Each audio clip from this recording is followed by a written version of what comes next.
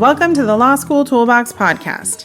Today we are going to be talking about 3 different topics in constitutional law that are sometimes tested together: executive authority, federal preemption, and commandeering. This is another in our Listen and Learn series. Your Law School Toolbox hosts are Alison Monahan and Lee Burgess. That's me. We're here to demystify the law school and early legal career experience so you can be the best law student and lawyer you can be. We're the co-creators of the Law School Toolbox, the Bar Exam Toolbox, and the career-related website Career Dicta. Alison also runs the Girls Guide to Law School. If you enjoy the show, please leave a review on your favorite listening app. And if you have any questions, don't hesitate to reach out to us. You can reach us via the contact form on lawschooltoolbox.com, and we'd love to hear from you.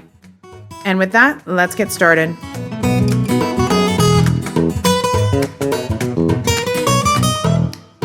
Hello, and welcome back to the Listen and Learn series. Today we are going to be talking about 3 different topics in constitutional law that are sometimes tested together: executive authority, federal preemption, and commandeering. These topics go well together because they all involve a power struggle between government entities.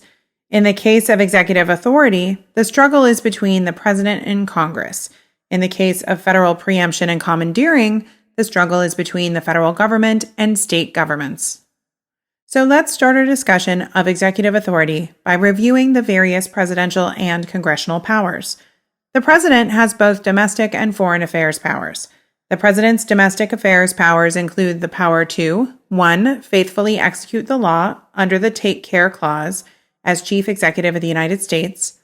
2. Appoint ambassadors, public ministers, consuls, Supreme Court justices, federal court judges, and other officers of the United States with Senate advice and consent. 3. Appoint inferior officers when such power is given to the president by Congress.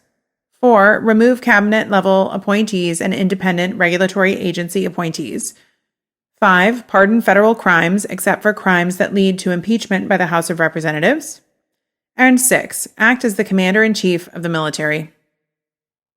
The president's foreign affairs powers include the power to negotiate treaties with Senate approval, enter into executive agreements without Senate approval, and to control and deploy U.S. troops in foreign countries. We won't delve into these powers today, but it is important to note that some of these powers, like the power to faithfully execute the law, are exclusive to the president.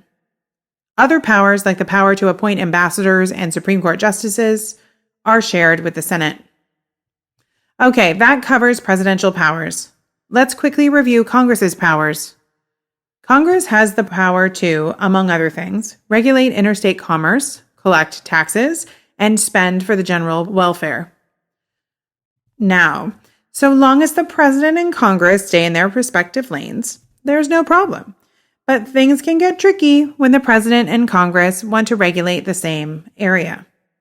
In order to determine whether the president's action is within his constitutional power, we must look to Youngstown Sheet and Tube Company versus Sawyer.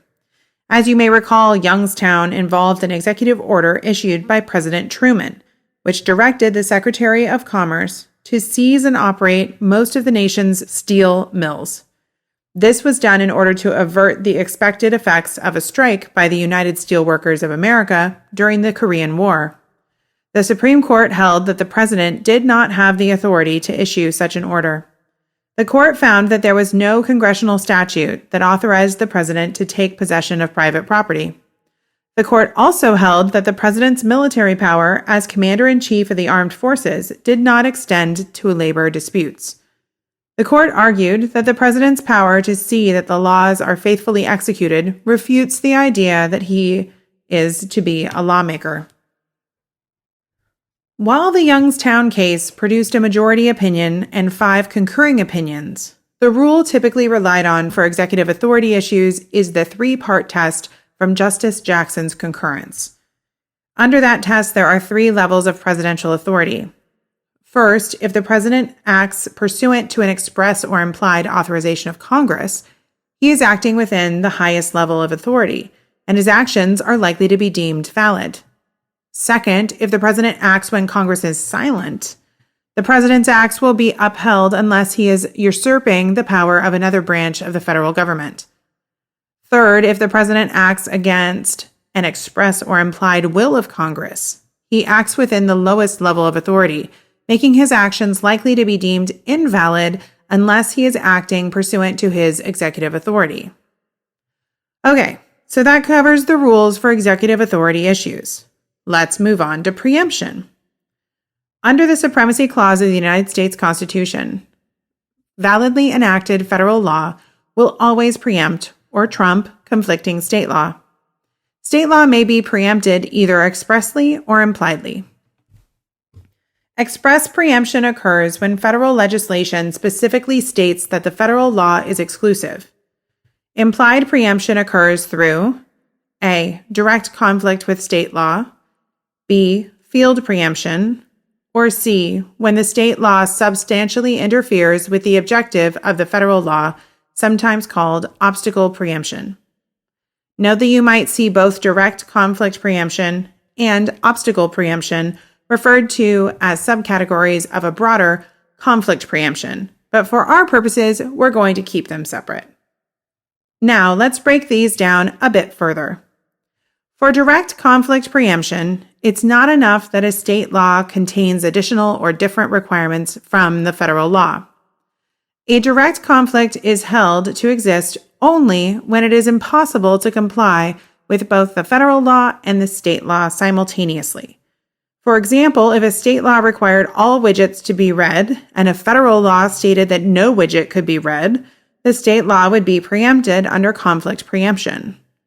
Field preemption exists when it appears from the law itself or its legislative history that the federal government intended to exclusively occupy a given field. A good example of this is immigration policy. States are not free to enact immigration laws because the federal government completely occupies that field.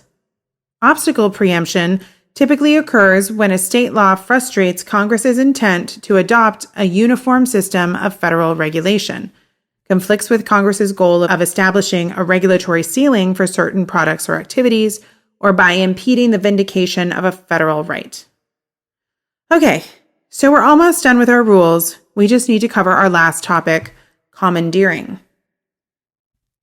Although Congress can enact laws that preempt state law, Congress may not commandeer the states to regulate on its behalf.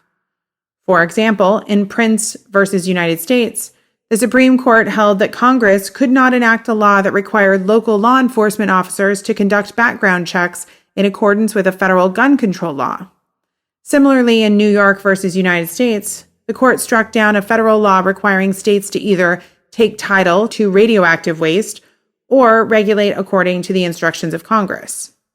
In both cases, the federal law violated the anti-commandeering doctrine by directly compelling the states to perform regulatory functions for the federal government. Now, while Congress may not directly compel the states to perform regulatory functions for the federal government, it can incentivize state regulation by conditioning federal grants to the states on conformity with federal standards. If the condition is too coercive, however, the incentive crosses the line into commandeering territory. Two cases that illustrate this point are South Dakota versus Dole and NFIB versus Sibelius. In Dole, the court held that conditioning 5% of federal highway funds, or 0.5% of South Dakota's budget, on a drinking age of 21 was constitutional. In contrast, in NFIB, the court held that conditioning all Medicaid funding, or 10% of the average state's total budget, on compliance with the Affordable Care Act was unconstitutionally coercive. Okay, so that's it for our rules. Let's move on to our hypo. This one is adapted from the July 2008 California bar exam. And you know what's kind of fun? That's my bar exam. I know, can you believe it? To protect the nation against terrorism, the president proposed the enactment of legislation that would authorize the Secretary of Homeland Security to issue national security requests, which would require businesses to produce the personal and financial records of their customers to the FBI. Congress rejected the proposal. Thereafter, in response, the president issued Executive Order 999. The order authorizes the Secretary to issue national security requests, which require businesses to produce the personal and financial records of their customers to the FBI. The order further authorizes the Secretary to require state and local law enforcement agencies to assist the FBI in obtaining the records. Concerned about acts of terrorism that had recently occurred in State X, the State X legislature passed the Terrorism Prevention Act, requiring businesses in State X served with national security requests pursuant to the order to produce a copy of the records to State X Department of Justice. Number 1. Is the order within the President's authority under the United States Constitution? Discuss. Number 2. Assuming the order is within the President's authority, does the order preempt the act? Discuss. All right, well, I'll admit, when I saw this on my bar, I wasn't immediately sure how to answer it, but we're going to go walk through it together. So the first question asks us about the President's authority to issue the order. The first thing we should notice is that Congress initially rejected the President's proposal to enact nearly identical legislation. That means we're dealing with a power struggle between the President and Congress, which means we're in Youngstown territory. Under the Youngstown test, the first question we need to answer is whether Congress has expressly approved or disapproved of the President's actions. Well, in this fact pattern, we're told that Congress rejected the President's proposal to enact similar legislation. So it's clear that the President is not acting pursuant to an express or implied congressional authorization. There is no indication, however, that Congress took some action expressly disallowing the President's issuance of the order. A court could therefore find that Congress's rejection of the proposed legislation is mere silence. If so, the President acted in the zone of twilight of the second Youngstown category, and the order is likely to be upheld unless the President usurped the power of another branch of the federal government. If, however, a court finds that Congress expressly or impliedly disapproved of the order, then the President's power is at its lowest level. Accordingly, the order would only be upheld if it is an exercise of an exclusive presidential power.